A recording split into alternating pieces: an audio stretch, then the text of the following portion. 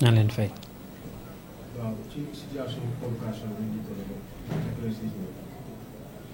waaw barki démb laa jël convocation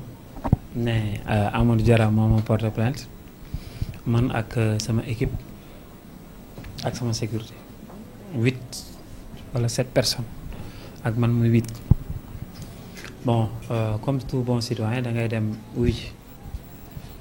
d'abord may wax sama témoignage ci policiers yi ma fekk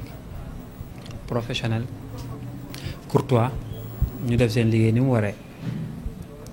mais bi ma demee xam lan moo tax ñu porté ma plainte li Amadou Diarra wax ne loolu la ma porté plainte dama rus dama am gerca dama am kersa li doomu Pikine Nord gis ne c'est notre maire man xam naa Amadou Diarra da du wax dëgg moom ci mbooloo bu demee télé du wax dëgg bu demee rajo du wax dëgg bu fu du wax xatu dëgg mais mosuma imaginer Amadou Diarra dina dem ba police devant des officiers de police assermentés muy wax sous serment di wax ay kàcc di wax la ko dul dëgg vraiment mooy sama étonnement. beneen bi aussi dafa bëgg a déplacer à mon avis un combat politique jël ko làqatoo ko ci justice. fi may terminer li ma gis ci convocation bi aussi daf ma écœuré daf ma metti trop que sunu maire moo jël sunu alal yàq ko pour rek tegal guet-apens un adversaire politique te loolu ñu am ci ay preuves nag dama dugg dans le fond du dossier mais maire bi moo ko waa Pikine Nord toj boobu ñu wax ne moo fa toj Amadou Diarra moo ko préparé yàq ko pour waa RV bu ñu duggee ci maire bi ñu ne maire bi waa RV ko yàq te alors que tel n'est pas le cas ñoom ñoo ko yàq bëgg ko jiiñ waa RV ñun nag comme on est dans un pays de droit am nañ ay preuves am nañ lu leer loolu la ñuy jël yóbbu ko fi mbaxane day ne benn en attendant la suite de la procédure amuñu lenn nag lu ñuy tiit mais naqar la ñu am encore une fois ne tey bi ma xoolee dossier bi ma enquêteur bi liiralee ay déclaration Amadou Diarra man dama am gàcce non seulement mais nag di ko wax ne moom Diarra lii au contraire dafay renforcer sunu engagement au contraire dafay renforcer sunu niveau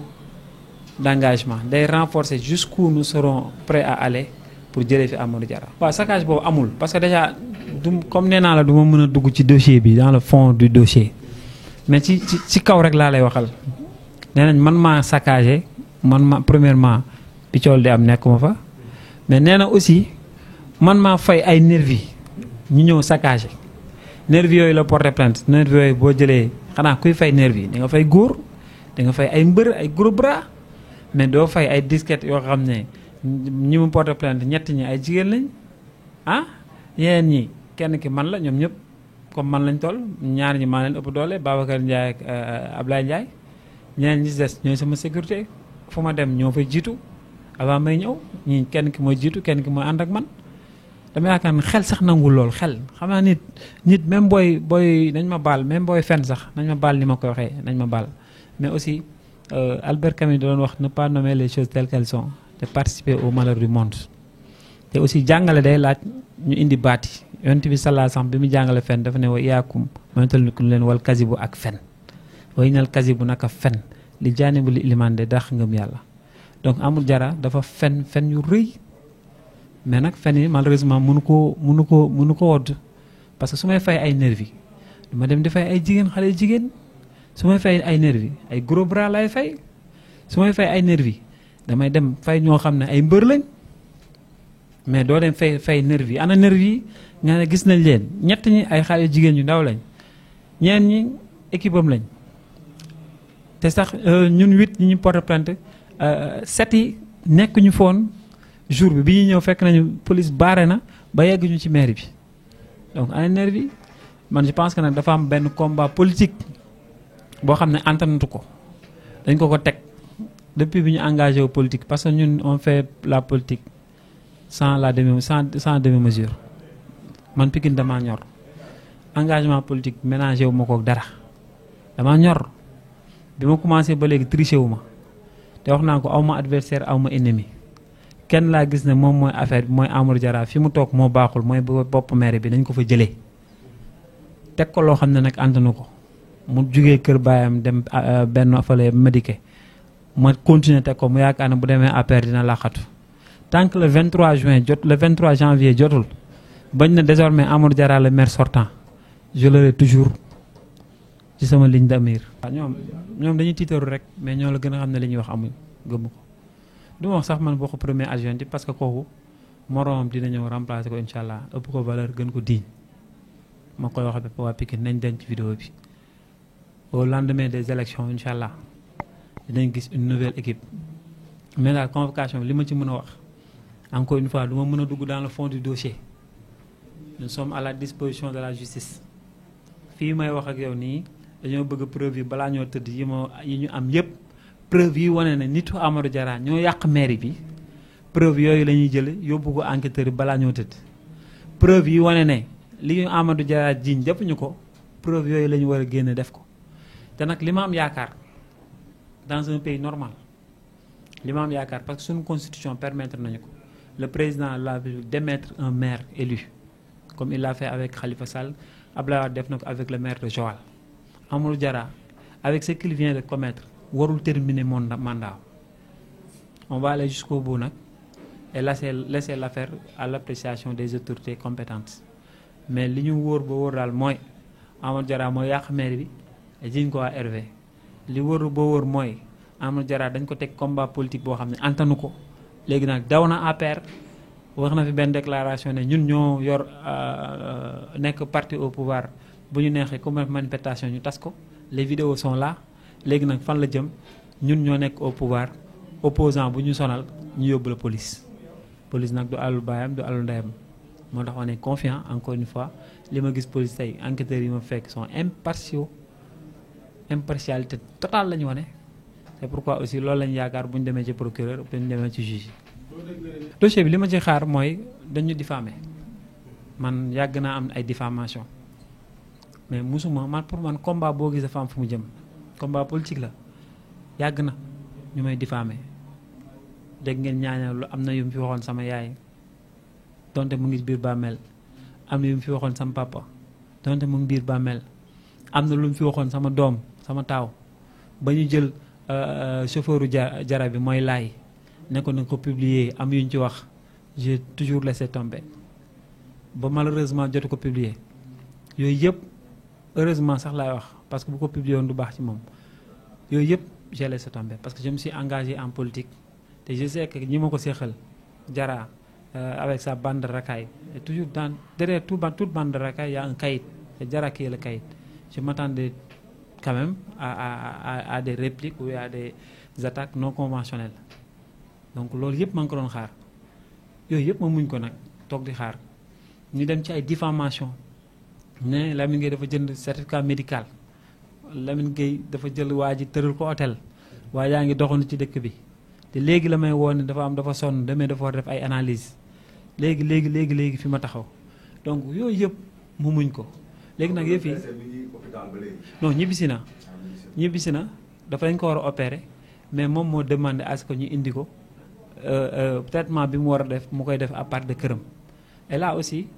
jël nañ dossier bi loolu dinañ ko toppaat parce que dama ne woon dossier politique nañ politique bi mu ne dama jënd dossier médical xaw ma faux certificat médical yooyu yëpp j'ai laissé tomber yooyu yëpp bàyyi naa mais bii nag dafa dem ba yëf yi jéggi doyoo daf ci rombal Lamine Gueye taxal deru Pikine ba pare yàq alalu Pikine mooy mairie bi mu yàq ko te bu ñu koy defaraat duñ ko defaree alalam alalu waa Pikine la ñuy jël defaraat mairie bi ba pare lan moo tax mu def ko pour tuumaal pour ndëgg sërëx doomu Pikine te yàlla weer na ko parce que on a des preuves coup monté bi coup préparé bi on a des preuves ñi ko yàq on a des preuves kan ak kan la yooyu yëpp am nañ ko moo tax ma ne la lii dañ koy yóbbu ci yoon bu ñu paree dañ koy topp ñun tamit dossier bi bu paree duñu ci am dañuy topp Amadou Diarra pour diffamation pour le fait de nous avoir muy jiiñ ñu ne dañoo def faux certificat médical dañ koy toppaat aussi ci lim ñu jiiñ ñun dañuy recruter ay nervi pour ñëw yàq maire bi moo tax ma ne dossier bi dañ koy topp jusqu'au bout ñun dossier bi fi ñu ci am ni nous sommes sur la défensive parce que en droit boo accusé nit yow yaay wuti ay preuve say accusation moom moo war a uti ay preuve am ñun am nañ suñuy preuve wane ne defuñu dinañ génne wane ne defuñu bu paree tamit dañ enclenché waat beneen procédure ak suñuy avocat dinañ topp Amadou Diarra dinañ topp Moha Soukou dinañ topp Pape Sidibé dinañ topp aussi Boubacar encore une fois Boubacar Sall mais ñu nekk prison dinañ amaat beneen procédure bu ñu ko war a toppeewaat dinañ toppaat aussi Mawa Sarr c'est pourquoi je dis que les choses vont aller jusqu'au bout parce que bu dee politique la nañ politique mais bu dee mbir mi dañ ko bëgg a jël dugal ko ci volet politique jël ko jaxase kaak justice il faut aussi waa Pikine xam mbir mu ni mu demee te du ñun ñooy toog di wax ni mu demee yoon mooy wax ni mu demee donc loolu daal defe naa moo ci mbir mi waaw loolu peut-être ma ci leeral di wax ne ñoom dañoo def vidéo mais bu démb doon tey duñu def vidéo parce que xel le bon sens xam nga Descartes doon wax le bon sens est la chose la mieux partagée au monde dans le discours de la méthode bon sens xel def nañ vidéo ñoom bi ñu jàppee xale yóbbu leen police ñu ay nitu RV mais bu ngeen seetloo bi ñu defee vidéo yi boobu lañ pare waxaatuñ ci ba fii may wax ak yow parce que bi ñu def vidéo yi xamuñu woon ne ñooñu ci ñoom lañ bokk Diarra dafa ne ay responsable yenn responsable ku ko indil récépissé boo ko indil nit ku inscrit mu jox la 2000 am koo xam ne mu ngi dem ci el bi di liggéeyal Diarra kooku moom moo dem indi xale yi jëlee leen jàmm gën géeje waaye kenn xamul feneen ak feneen la leen jëlee ñu jàpp ko bi ñu leen jàppee li lay wan ne ay nitu Diarra lañ ci après ñaaña ak ndaw si ñoo xam moo yóbbuwoon xale yi ànd nañ dem police pour demander à ce que ñu bàyyi xale yi mais dama ne est-ce que xel nangu na ak fii Pikine toll ak fii diggante Lamine Gueye ak Amadou Diarra toll est-ce que xel nangu na ñu jàpp nitu Lamine Gueye ñaaña dara di ko demander intervention est-ce que xel nangu na ko beneen bi ba guddi gi 11h ba bi ñu am information Diarra jëlee na waa ji ndaw si ak équipe am ñu dem mairie ba 1h du matin ñu ngi réunion ban stratégie la ñu war a def pour bàyyi xale bu jigéen bi ba xale bu jigéen bi fanaanul këram seen waa kër bokk ba 1h 2h du matin ñu ngi wër di ko seet. le lendemain Amadou Diarra moo déplacé wu dem jëlal xale yi di ñaanal xale yi intervention police ba toppaat yëf yi ba tribunal est-ce que xel nangu na jamono ji ñu toll ñu jàpp nit Lamine Gueye pour fraude Amadou Diarra xëy suba teel dem na day ñaani intervention police dama yaakaar ne foofu les faits montre que dañ doon wuree par perte ñun amuñu problème militant ñu recevoir ñu kii depuis 2017 ba léegi ñu ngi ci terrain bi dafa am lu xewoon Pikine ñun dafa am ay engagement yu jël ak Pikinois yi ne leen ñoom tamit nañ jël engagement vis-à-vis de notre combat mooy lan nañ jug bokk ci combat bi jàppale Lamine Gueye ku amul woon carte di nga dem nga inscrire les primo-votants yi dëkk Pikine Nord moom il le sait très bien am na ñu baari Pikine Nord lañ dëkk mais présidentielle dañ leen sànni woon hors de Pikine Nord dama joxe benn exemple quartier Darou Khoudoss ñu su bari dañ leen yóbbu ginnaaw raay parce que ginnaaw raay dafa am quartier bi tudd Daaru ñun bi ñu defee recensement bi rek am na plus de 300 personnes yu dëkk Darou Khoudoss fi ma dëkk Espoir ñaar ko bande verte bi ñu defee recensement bi rek près de 200 personnes ñii école 10 la ñuy voté ñii école Fadilou Diop ñii école 6 te ñoon Pikine Nord lañ dëkk loolu la xam nag moo tax mu tiit fu nekk mu jaddi fa ñammi fa pour yaakaar ne mën nañu barrer la route te dañu am équipe boo xam ne macha allah ay xale yu ndaw parce que man je mise sur la jeunesse suñu xëyee fii la ñuy yendu suba ba ngoon à 11h à 13h nañu ma defal compte rendu à 28 noonu ñu def compte rendu te macha allah bu ñu commencé commission bi ba tey chaque jour bu ñu ne laa am nañ 92 inscrits nañu am 45 wala 50 pour vous dire que la moitié ñun ñoo suñu militant lañ Amadou Diarra xam na loolu il sait que il fonce droit vers l'échec donc loolu tax mu indi coow li yëpp xam nga ñaan jàmm ñaari nit a koy séq man dafa am loo xam ne mënuma ko Diarra nag mën na ko wax ci kaw wax ci suuf Sëriñ Tuubaa da doon wax ne ñetti bàkkaar yàlla du ko baale du ko xaaree sax yomal xiyam da koy lijjanti fii balaa ñoo yegg yomal xiyam benn bi nee na tas yaakaar la benn bi mooy wax ci kaw wax ci suuf man mënuma ko Diarra day génn ci mbedd mi ci rajo yi di wax ci kaw wax jàmm mais ci panel yi ak ay nitam ba ci conseil municipal yi mën nañ ma seede Awa Thiam mi àndoon ak ay nit dem di wax jàmm ay Omar Talla ay FBI saaga nday xanaa sax def nañ ko ne ko ñun doxuñu jàmm bëgguñu jàmm ba ci ay Mandiang ay Pape Sidibé doxuñu jàmm. monsieur le maire tu vois pas que Amadou Diarra da ko éliminer politiquement si kii ñu jëm élection yi ñu jëm. Il y a personne une seule. Il y a qu'une possibilité pour mon élimination yàlla moo ko mën a dogal mu fekk ma biir suuf wala mu fekk ma ci loo xam ne du ma ko tal kenn wala lenn mënul tere Lamine Gueye engagement bi mu jël bokk ci élection yi jour si nag jour élection yi bu waa Pikine defee leneen lu dul Lamine Gueye ñu ne fekk ci ak ñoom mais quant à nag amul jara essayer ma éliminer bon peut-être boobu mooy solution bi ko dese solution am la mën na nekk c'est un tigre en carton waa Pikine ñenn ñi ñoo yaakaar ne amul jara c'est un grand politicien c'est un messie en politique mais je vous dis que c'est un tigre en carton il ne représente rien en politique amul stratégie amul méthode il est brouillon et brouillé par nos actions maintenant loolu nag bu ko jimee man vraiment ça ne me dérange pas parce que xam naa ne c'est une stratégie vouée à l'échec par l'histoire d'ailleurs pour la petite histoire lu mel ni Ablaye Wade bi mu fi nekkee jéemoon na ko ak Macky Sall est-ce que échoué na tey Macky Sall moo ko représenté et si toutefois loolu lay jéem tamit noonu lay demee rek ay histoire yu nettali la parce que dara duñu mën a tere incha allah ñu remplacer Amadou Diarra. waaw di leen remercier encore une fois di leen wax ne ñu ngi leen sant bu baax di leen gërëm di remercier aussi waa Pikine yëpp waa RV di remercier toute l'opposition yi nga xam ne tey ñooy ànd ñu yendoo ñoog ñun ci mbir mi vraiment di leen sant bu baax di leen gërëm merci.